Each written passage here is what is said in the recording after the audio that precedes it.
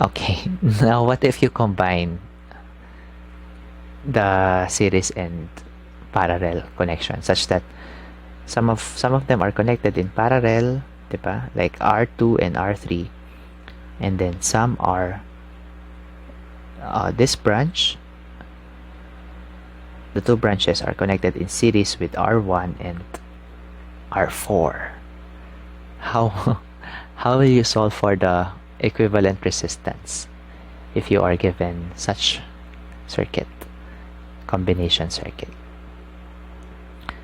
Well, the first thing that you should do is to first simplify. Okay? So dito, sinimplify niya muna sa pamamagitan ng pagkuha ng equivalent circuit doon sa parallel. Okay? Meron kang 4 and 4. So, ang equivalent circuit mo doon ay 1 over 4 ohms plus 1 over 4 ohms. I think the answer will be 2 ohms. Diba? Copy the denominator. 1 plus 1, 2. 2. So, 1 half 1 over 2 ohms. Babalik na rin ko pa siya. So, our equivalent is 2 ohms. Yes, nakasulat pala doon. So, now, series na lang yung buo mong circuit. You will just simply add 2 ohms plus 2 plus 6. That's 10. This is not R equivalent anymore. You say total, the R total. Okay. It depends in the configuration. For example, this is your circuit. If this is your circuit,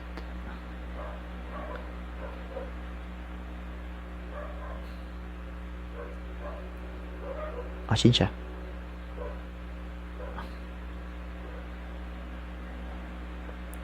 Magsiseries ka muna, di ba? 2 ohms, 2 ohms, 2 ohms, 2 ohms.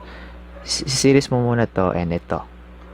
Such that, meron ka na lang dalawang 4 ohms. Okay? So, parallel of 4 ohms, 2 ohms.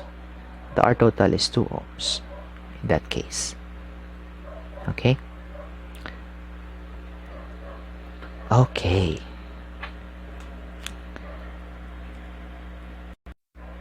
Okay. So, now we have to do a mathematical analysis of this one. So, kukunin natin yung mga values. Okay? Okay. First, let's get the R total. So, to get the R total, we have to first simplify. Chin siya. Magiging overcrowded. Kailangan natin kunin yung equivalence noong parallel circuit. So, this is still 5 ohms. R4, 6 ohms. This is the R equivalent. So, I have 1/8 over 1/8. Plus 1/8. So, 2 over 8 ohms. That's actually 1/4 ohms. Babalik na rin ko pa. REQ is 4 ohms actually. Right? So, 4 ohms. That means that the total is 15 ohms. 6 plus 4, 10 plus 5, 15 ohms. That also means na dito na ako mag-focus, no? Pwede ko nang kunin yung total current flowing through the system.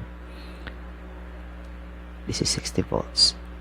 So, I total voltage rating divided by the total current. 60 volts divided by 15 ohms. What will be the answer?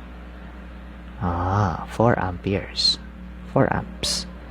4 amps of current is flowing through this particular circuit. Okay, how do I solve for the current passing through each of the individual resistances?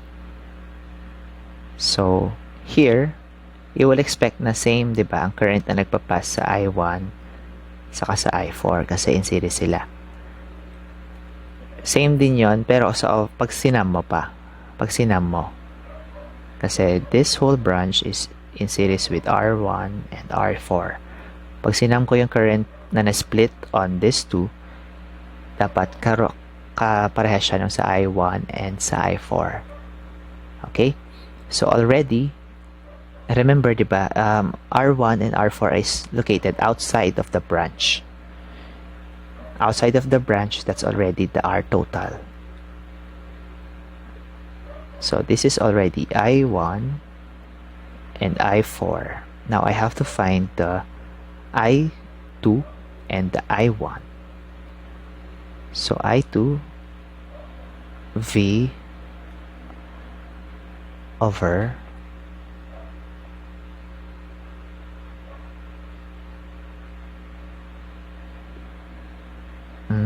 okay. Hindi ko pa alam yung voltage drop on V2. I think I have to find that first.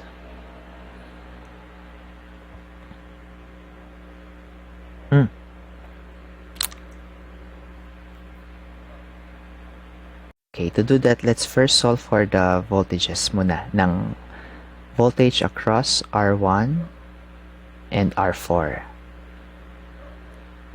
Remember, dapat mag-add up yung voltage drop here, and voltage drop here sa 60. So, V1 I1 times R1. Both of them are given naman nga pala, no? Equals I1 is 4 amperes times R1 is 5 ohms. So the voltage drop across resistor 1 is 20 volts. Across resistor 4, I4 times R4.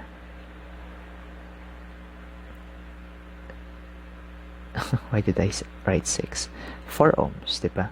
Nasa outer branch siya. 4 ohms. 6 ohms siya. So voltage drop across that one is 24, right? Volts. Okay. So 24 plus 20, 44 minus 60. Ma-minus na lang natin, no? 16. Dahil parallel sila, equal yung potential difference doon, di ba? V2, V3 equals 16 volts. Pag pinag-add sila, that will result to 60 volts, which is the battery rating. So, makombina natin yung current. I2, 16 volts. R2 is 8 ohms. What is it? 16 divide... Oh my god, why am I using a calculator? 2 amperes. Okay? 2 amperes is flowing through that. And I3...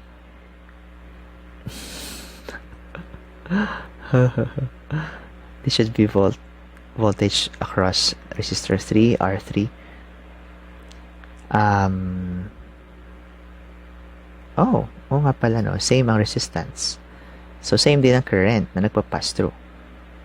Dapat dinivide na lang natin sa 2 yung 4 amperes. So, 2 amperes and 2 amperes. The sum is 4. That's the same as the current na nasa outer branch. So, the principles are holding through. Did we compute for everything? So, current passing through R1, R2, R3, R4, we got them. Total current, we also computed. Total resistance, we also computed. Voltage drop across, we verified that is equivalent to the battery rating. Wow, so we're done. Wow, Chinsha, that's actually the last slide. Oh my god. So, it's done. Physics is done, my dear students. What a relief. This is such a good feeling. It's the end. So this has been physics. This has been, I guess, Sensei. Bye-bye. I won't be seeing you next time.